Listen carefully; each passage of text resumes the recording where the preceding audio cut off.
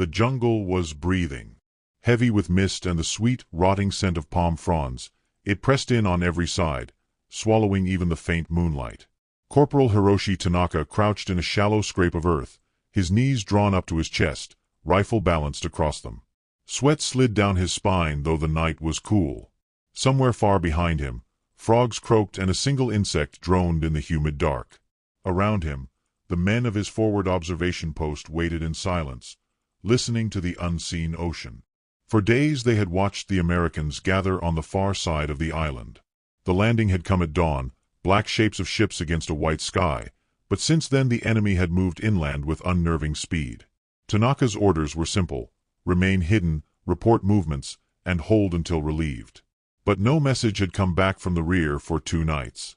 The jungle's whispers had become his only company. Beside him, Sergeant Mori knelt over a field map, the paper gone limp in the damp air. He was older, his face a hard plane of shadows under his helmet brim. "Quiet tonight," Mori murmured. His voice was hoarse, a sound meant only for Tanaka's ears. "Too quiet. Americans don't sleep when they have guns." Tanaka forced a tight smile that didn't reach his eyes. He had learned to fear silence more than battle. Naval bombardments announced themselves with shrieking shells and towering columns of smoke. These Americans, though, they seemed to conjure death out of stillness. The first sign came as a tremor, so faint Tanaka thought it might be his heartbeat. Then another, slightly stronger, a pulse that ran through the soil. Private Sato, the youngest of them, raised his head like a startled deer. "What was that?" he whispered. Mori held up a gloved hand. No one moved.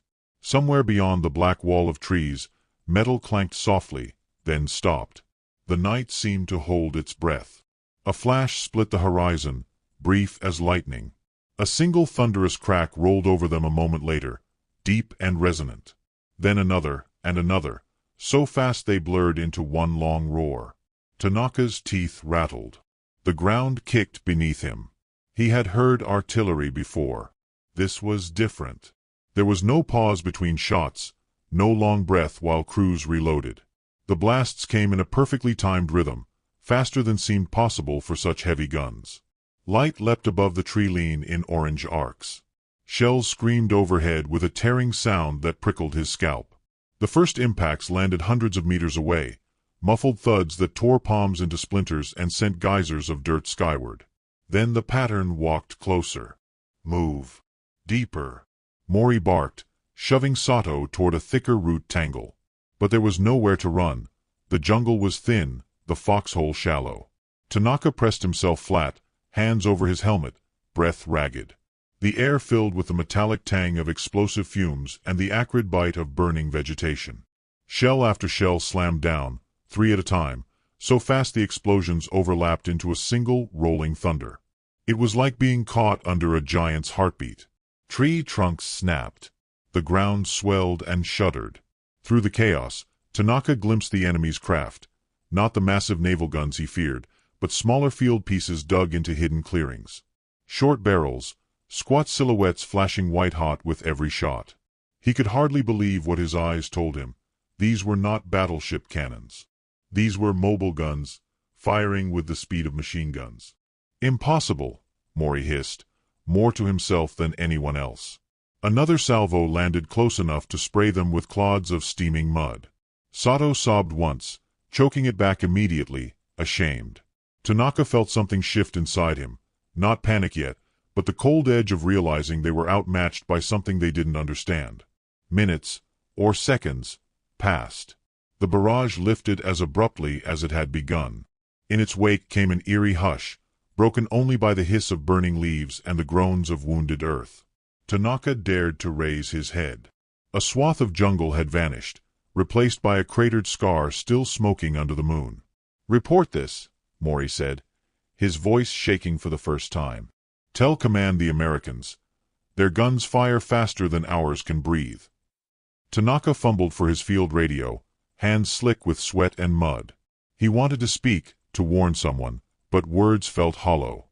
How could he describe the impossible? How could he explain the rhythm? 3 shots in the time it should take to fire one. Static hissed back at him. The line was dead. Somewhere in the dark beyond the shattered trees, the Americans were already moving. Tanaka sensed it more than saw it. Disciplined crews swinging their guns to new targets, infantry following in the echo of destruction. The night no longer belonged to Japan. For the first time since the war began, Hiroshi Tanaka felt something worse than fear. He felt the quiet certainty that his side had been outthought, out-engineered, that courage alone could not bridge the gap opening before them. A new sound rose then, faint but unmistakable, the clatter of metal, the snap of breech blocks slamming home. The Americans were preparing to fire again, faster still. Tanaka's breath caught as realization hardened in his chest. Whatever these guns were, they weren't just weapons. They were a message. And that message, written in steel and thunder, was about to be delivered once more. The jungle smelled of charred wood and damp earth when dawn broke. Smoke curled low among shattered palms, turning the first light a sullen gray. Corporal Hiroshi Tanaka lay awake, though sleep had never come. His ears still rang from the night's barrage. His body wired with a memory of thunder. Sergeant Mori crouched nearby, sketching the damage in his tattered notebook, roots clawing from fresh craters, splintered trunks leaning like broken spears. The Americans had vanished before sunrise, leaving only silence and the eerie geometry of destruction. Tanaka forced himself upright, knees trembling. He had known fear before, shellfire from battleships, the drone of enemy planes, but this was different. What they had faced last night had a pattern, an intelligence that mocked bravery. Mori closed the notebook and met Tanaka's gaze. "We cannot fight what we do not understand," he said quietly, his voice stripped of its usual steel. Far behind the lines, Major Kenji Okabe studied their report with furrowed brow. His command post, dug into a coral bluff, buzzed with radio chatter and the faint hum of generators. Okabe was an artilleryman by training. He had spent years trusting the resilience of Japanese infantry to close distance and overwhelm with spirit. But the message before him chilled that faith. 3 shells per gun in 10 seconds. Coordinated. Unrelenting. He traced the words with a calloused finger. "Impossible," he whispered, though he knew he had said the same of other American machines before. Radios that never failed, trucks that ran endlessly, aircraft that seemed to multiply overnight. The Japanese had long believed their courage could blunt foreign technology. At Guadalcanal, Okabe's comrades had endured naval barrages that lasted hours, emerging bloodied but unbroken. Yet this was something new. Short, surgical bursts that landed without warning, then stopped before counterfire could even be ordered. It was not mere weight of shells but precision, mathematics masquerading as violence. Tanaka and his unit were ordered back through the jungle that afternoon, retreating toward safer ground. Along the way they passed infantry units marching to the front, young men with fresh uniforms and forced smiles. Sato, still pale and shaken, leaned close to Tanaka. "Do we tell them?" he asked. Tanaka hesitated. What could he say? That the enemy now wielded thunder like a craftsman's tool. He kept silent. Night fell again with oppressive stillness. Okabe assembled his junior officers under a tarpaulin, maps pinned with tiny lights. He spoke in measured tones, but worry crept into his words. "The Americans have adopted new artillery methods. They fire faster than our gunners can reply, perhaps from dispersed positions we cannot locate quickly. Their mobility and communications are superior." He paused, studying their faces. Some frowned in disbelief, others stared at the dirt, silent. "We must adapt or be destroyed." But adapting was easier said than done. Japanese supply lines were strained. Their artillery pieces were heavy and few, their shells rationed. Most of Okabe's guns were relics, slow to aim, slow to fire, dragged by horses where Americans used trucks. Radio sets were scarce, forcing reliance on runners and flags in a world now ruled by instant coordinates and electrical whispers. Tanaka spent the next day digging new positions, his hands blistered and raw. He worked beside Mori, who labored without complaint but with a haunted gaze. "They fight with numbers," Mori muttered once, leaning on his spade. "But not just men. Numbers on paper. Angles, seconds, calculations. And we are still trusting luck." Tanaka said nothing, but the words lodged deep. From the ridge they could see smoke columns where American forces moved inland. Trucks crawled like ants along new roads hacked from the jungle. Occasionally, a gun crew would pause, unlimber its squat cannon, fire a few deafening rounds, then vanish before Japanese spotters could respond. Tanaka marveled at the speed, how practiced the enemy seemed, as if the war was a drill they had rehearsed for years. News filtered back from other outposts, ambushes shattered before they began, counterattacks drowned in sudden storms of steel. Some soldiers whispered of a ghost battery that could appear and vanish without trace. Others claimed the Americans had invented an automatic cannon. The fear was spreading faster than facts. Okabe wrestled with these reports in sleepless frustration. He believed in discipline, in order, but he could not ignore what his scouts described. Artillery used not merely to destroy but to disorient, to paralyze.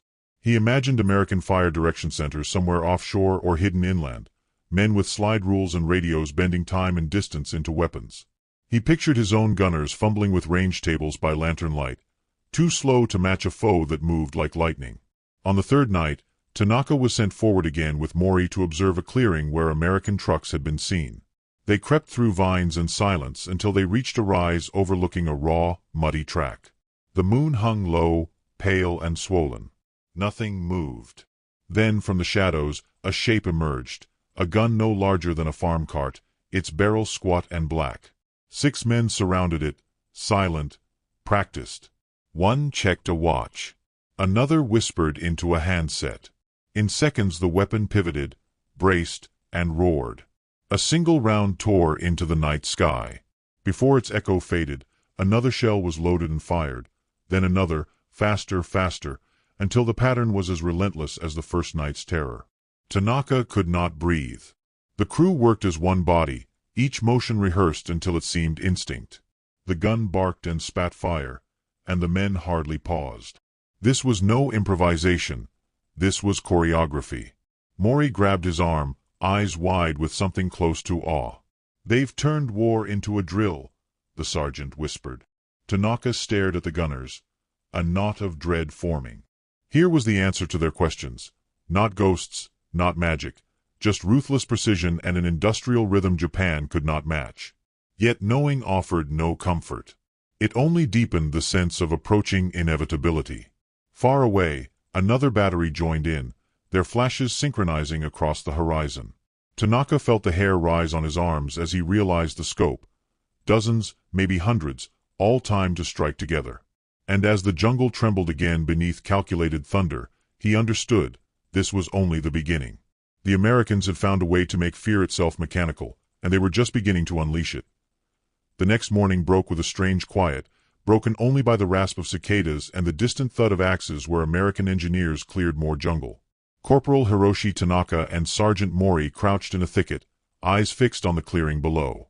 They had watched the enemy work through the night, their movements efficient and unhurried. Trucks rolled in, disgorging more squat cannons, sleek barrels of dull steel, each mounted on split trails that bit into the earth like claws. Tanaka's hands clenched unconsciously on his rifle. He had seen these weapons in silhouette, but never so close.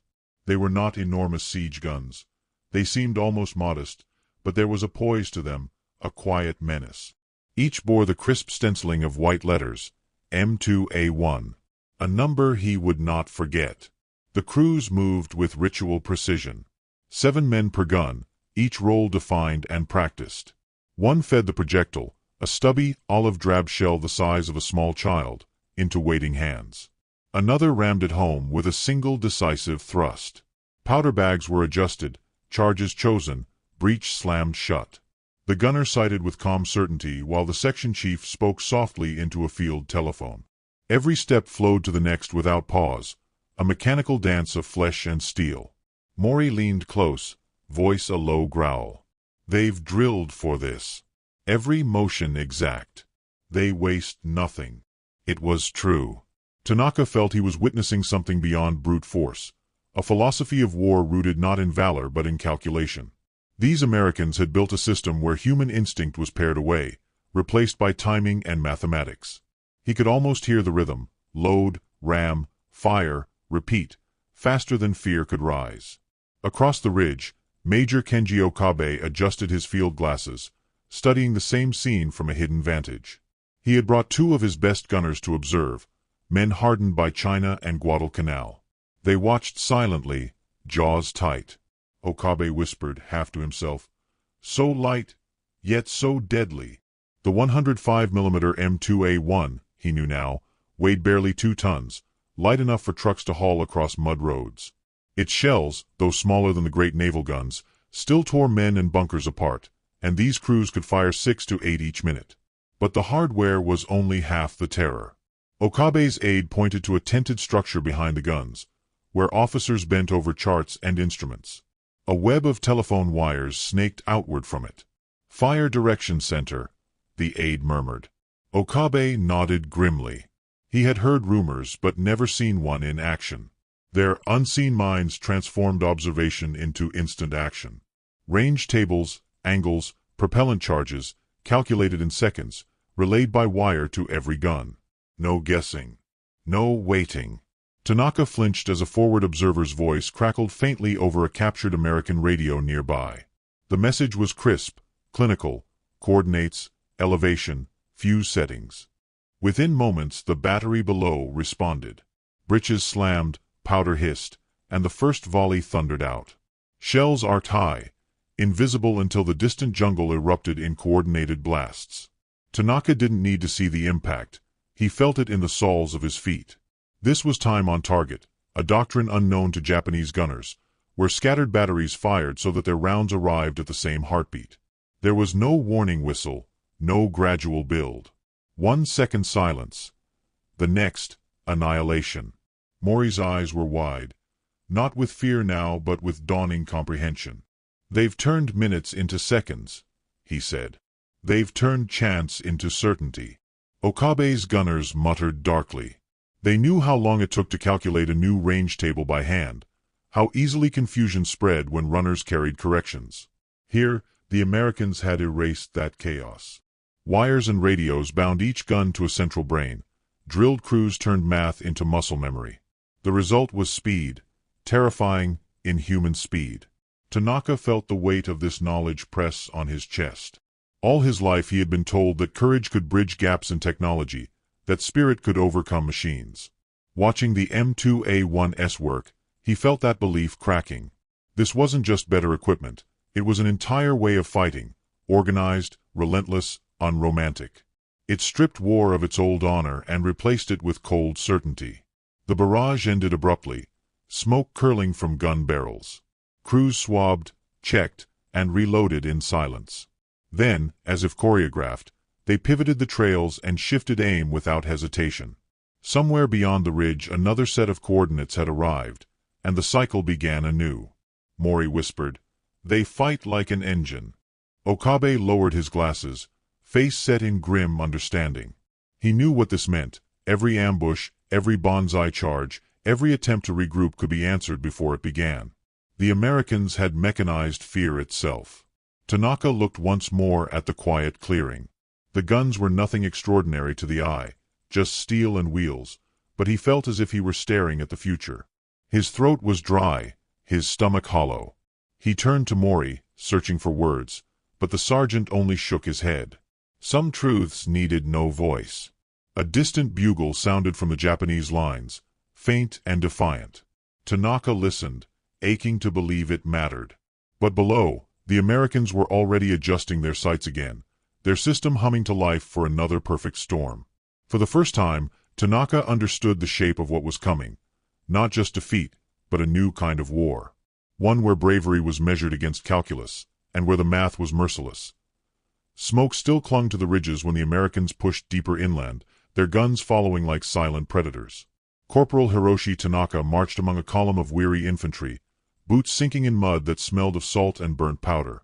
His rifle felt heavier with every step, though he had barely fired it. The real fighting was happening miles away, invisible yet inescapable, summoned by radios and plotted on charts.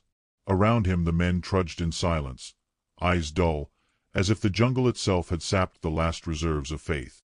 Sergeant Mori kept close, his presence a thin thread of steadiness. He had not spoken much since they had witnessed the American batteries. The sergeant's once gravelly voice, which could slice through fear like a blade, had been replaced by a quiet watchfulness. Tanaka had known Mori since his first days in uniform. He had never seen him this way. The silence between them said more than any words. Far to the rear, Major Kenji Okabe fought his own battle, not with bullets, but with grim reality. In his bunker, lit by sputtering lanterns, he pored over reports. Positions destroyed before they fired, counterattacks annihilated before movement even began. His artillerymen, proud veterans who once believed themselves masters of fire, now sent messages filled with quiet despair. We cannot keep pace. We cannot answer before they shift. Okabe had grown up believing in a uniquely Japanese strength, that disciplined will could overcome technological disparity. In China, he had watched soldiers drag heavy guns through mountains with ropes, eating little more than rice and rainwater, yet still managing to fight. But here, in these humid Pacific islands, that faith was faltering. Courage could not outpace the speed of calculations humming through enemy radios. The next great test came at Tarawa. Tanaka's unit, battered but not yet broken, was redeployed to the atoll to bolster defenses. The island was a necklace of coral and sand, ringed with shallow surf that promised to slow any landing. They worked under a merciless sun, digging gun pits and stringing barbed wire, knowing the Americans were coming. Yet every night, the horizon flickered with distant flashes, the enemy rehearsing destruction. On the morning of the assault, Tanaka crouched in a trench beside Mori, heart hammering as the sea darkened with landing craft. Waves of Marines surged forward under cover of smoke. But before they touched shore, a strange stillness swept the island. Radios crackled in English somewhere offshore, and then the world exploded. Shells fell with no warning. Not the slow, booming arc of naval fire, but sharp, surgical bursts that tore trenches open like paper. Time on target. Okabe had learned the phrase by now, a bitter lesson. Entire defensive lines vanished in the first seconds. Pillboxes crumbled before their machine guns could spit a single round. Tanaka pressed into the sand as heat and sand rained down, deafened and blinded. Men screamed, but their cries were lost in the rhythm of steel. Mori dragged him deeper into the trench, shouting over the chaos. They know where we are before we move. His eyes were wild but not panicked. They burned with understanding. Tanaka realized then that Mori was not just afraid. He was mourning the death of the old war, the one where bravery might still matter. Okabe watched from a forward command post as the beach defenses unraveled in minutes. His maps were useless. The enemy's fire was too fast, too precise. When he ordered a counter-barrage, his gunners took precious minutes to plot and relay, only to be silenced by American shells before their second salvo. He clenched his fists until his nails cut skin, but rage could not summon speed. Saipan followed, and then Peleliu. Each battle carved deeper into the Japanese psyche. Tanaka endured them all, surviving by instinct and luck more than skill. He saw entire banzai charges erased before they reached rifle range, men cut down by invisible math. Once, during a night assault, he watched as American flares turned darkness to daylight and 105s opened up from hidden clearings. The charge broke apart in moments, courage disintegrating under calculated fire. Later, searching for survivors, he found Mori sitting alone among the dead, staring at the stars with empty eyes. "They tell us spirit wins wars," the sergeant said quietly.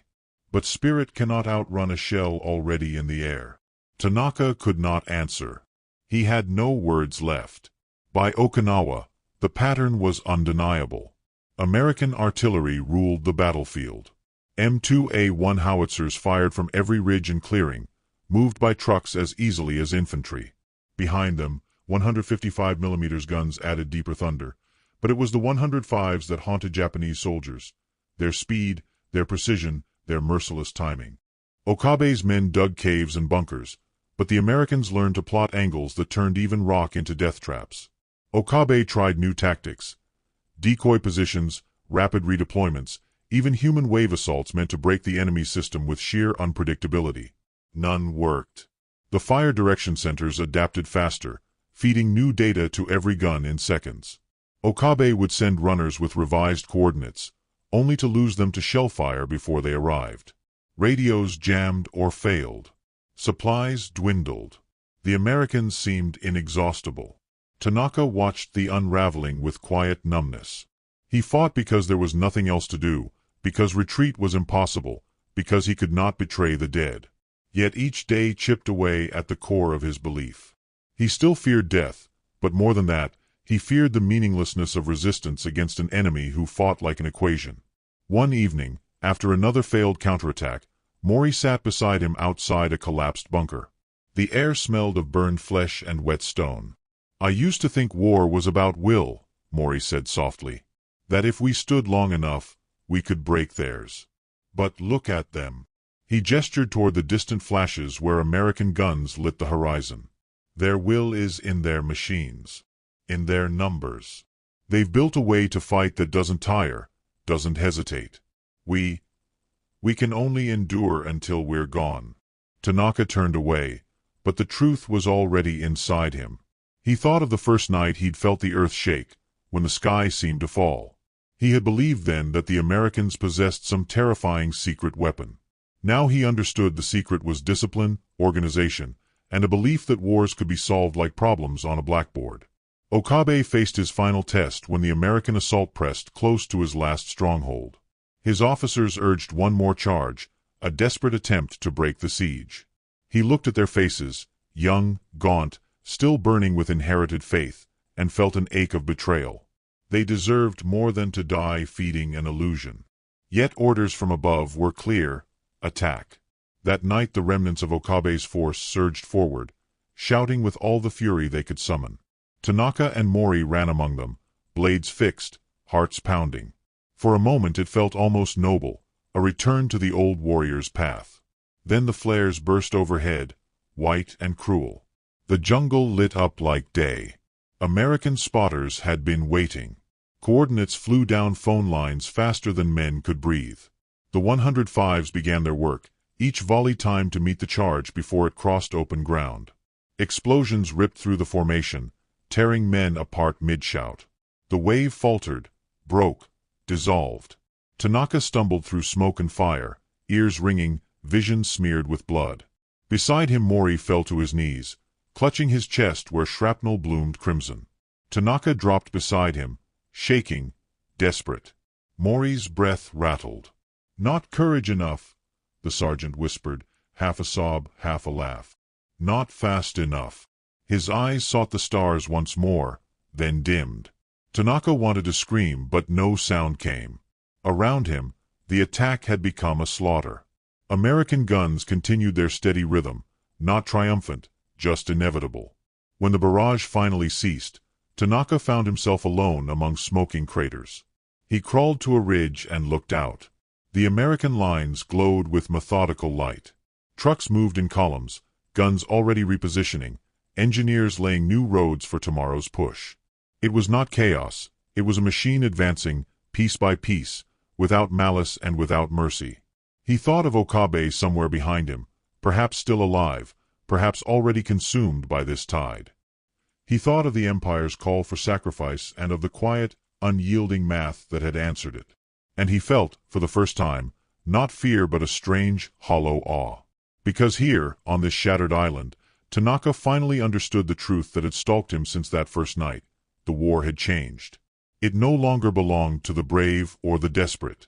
It belonged to those who could measure, calculate, and strike before the enemy could even think. The jungle whispered again as night crept in, but this time its sound was drowned by distant gunfire, a steady mechanical heartbeat carrying across miles. Tanaka closed his eyes, not to sleep, but to remember what it felt like before the sky could fall in seconds. Somewhere out there, the Americans were already preparing the next strike, and he knew there was no outrunning it. For the first time in the war, he felt the future pressing down, cold and unstoppable, a world where war itself had been turned into calculus, and the equation was already solved.